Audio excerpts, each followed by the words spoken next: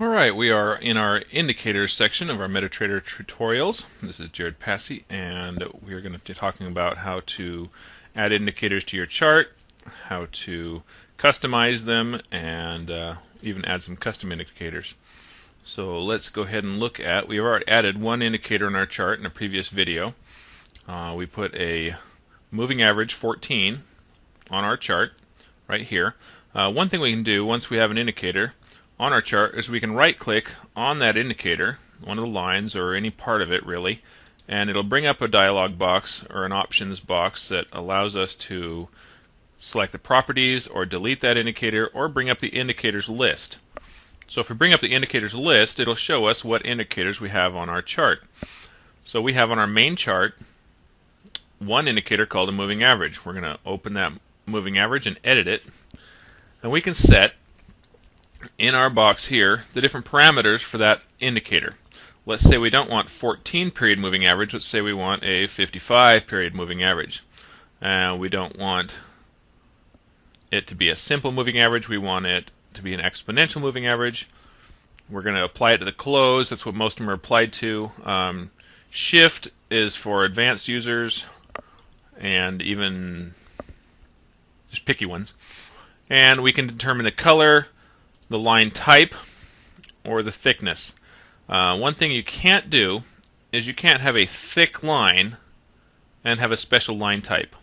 Okay? If you want to have a special line type, like a thin dashed line, then it has to be the regular thin line. So if I set OK now, it will change all my preferences for that indicator. I can also put on levels on some indicators, and I can say which chart time frames I want to look at this. If I only want to see this on the 5, the 15, and the 30, and the 1 hour, let's put it that way. So go back here, click on OK, and click on Close, and there it just changed it to a 55 moving average, and it changed it to a thin dashed line.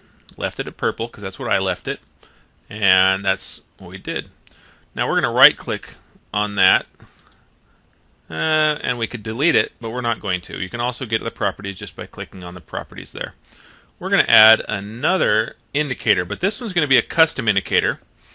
There are indicators that you can use to placing trades, but there's also indicators you can use to give you a better view, a visual view representation of your charts. One of the ones I use, and I've used faithfully for a long time, years, is an indicator called Grid Builder. Now, you can download custom indicators off the internet. Now, the best place to find custom indicators is online on a website called forexmt4.com. This is a free site of all kinds of custom indicators and experts and everything from MetaTrader. Scripts, tutorials. These are mostly PDF tutorials and documents on people that wrote indicators. But we're going to go to the Indicators tab, and it takes a while to load, so I already have it loaded here. And I'm going to find the one I like. Now there are hundreds, if not 1,000 different custom indicators on here, and I just found the one I wanted, Grid Builder. Okay, so I'm going to right-click on that, because if you just left-click on it, it will just open up the programming for it. You don't want to read the programming unless you're a programmer. You just want to right-click and click Save Link As, or Save As, depending on what browser you're using. And you want to save that into your Experts Indicators folder. Now what that looks like is in your C drive, so you go to My Computer, go to C drive, go to Program Files, go to the MT4 or the MetaTrader or whatever you've named it when you install the software. Then you're going to put your indicators inside MT4. You're going to click on Experts, and then inside there you're going to find Indicators. So indicators go in this folder right here. You'll notice I have my Grid Builder indicator. I'll save it into that folder. So I'm going to leave that up to you to get that gridbuilder.mq4 into your indicators folder. Anytime you load Expert Advisors, they're going to go into the Experts folder, which is right outside of that.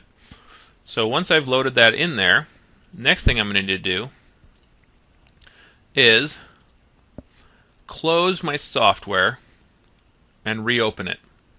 Now, I've already got it loaded, so I'm not going to do that, but you would close your software and then reload your software, and that will show up. Now when you click on Navigator, it will show up in your custom indicators. If you put it in the right place, there we go, Grid Builder. So when you have an indicator in your custom indicators or anything from over here, you can drag that indicator, you click it with the left mouse button and drag it onto your chart, and it pops up the options box for that indicator. So we're going to move that up here. We're going to start with common, and we normally don't change anything in this section. And we can change something in inputs. Now this grid builder, whoever wrote this indicator, says I think that we should space these every 50 pips. So if you want to have a line every 50 pips on your chart to help you have a grid and show you where the psychological barriers are, all the 50s and 00s on your chart, then that would work. The only problem is the platform I'm using has an extra digit on it than most platforms. So I'm going to have to change this to 500. Otherwise I'll have a bazillion lines on here. Okay?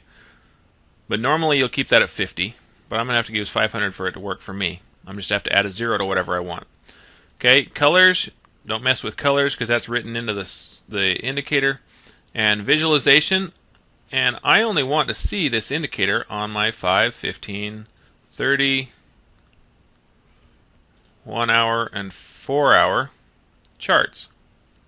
Okay, so I'm going to click OK, and it should put horizontal lines at every 50 pips on my chart. So now I can see that the market is playing on this psychological barrier, the 550. Hovers here, broke through, tested again. So I'm trading based off of, or have a visualization better than what they have the grid, because a grid doesn't specify any type of, it just throws it up there. So that's a custom indicator I have loaded and set on my chart. Now each one of these is actually a line that I can click on and move. But if I go to a different time frame and come back, it's going to fix it. It's going to put it back where it belongs. So you can't accidentally mess up and move these lines to the wrong place, which is really cool. So that's one custom indicator. So now we have a regular indicator on here, and we've loaded a custom indicator as well. Now once we have our custom indicators loaded, we can go back and save that template as our default. And now whenever we go back and look at our other charts, we can go in and say, I want all of these to have that custom indicator on it. Template, default. Right click, template, default. So now the charts are just the way I want them with custom indicators. Now what I didn't do was add that grid builder to my larger time frame charts. And the reason is because my larger time frame charts would have too many lines on it to see. So what I'm going to do is I'm going to add that indicator again. I'm going to go to a 1-day chart, and you'll see there's no grid builder on here because I didn't select the 1 day. So I'm going to add grid builder to here. I'm going to say I want 1 day and 1 week. Hit inputs, and I want, instead of every 50 pips, I'm going to put it every 100 pips. But I have to add a 0 for my charts. So now, every 100 pips, I have a psychological barrier. So we can see that the market turned around at 1.2300 on November 21st, 2008. We use our crosshairs to tell us what date and time each candle is. You can also see at the bottom of your screen there are boxes down here that put information when you hover over a candle. So if I'm over this candle, I can see down at the bottom what the date of that candle was, what the open, the high, the low, and the close was, and what the volume for that candle was. So as I move around, you can see those numbers change based on what candle time frame I'm looking at, which is pretty handy. Now another kind of indicator is an indicator that shows up in a bottom window. So let's look at an indicator like that would be a MACD. A lot of people use the MACD. We're just going to leave the standard settings, and click on OK. That puts an indicator in this window down here that shows us the MACD oscillator. Now when we go to right click on our chart and go to indicator list, it shows us that in our main chart, which is over top of our candles, we have other indicators. And in our indicator window 1, we have a MACD. Click on close. And let's say I want to put an ATR in here as well, an average trading range. So I'm going to drag that in here. I'm going to say, yep, leave it there. Now I have an ATR overlapping my MACD. If I don't want it overlapping, then I need to drag an ATR onto my chart. And then it'll make its own ATR here. You can overlap indicators in different windows. So that sums it up. And good luck with the indicators and placing indicators, using indicators on your charts. And we'll see you in the next video.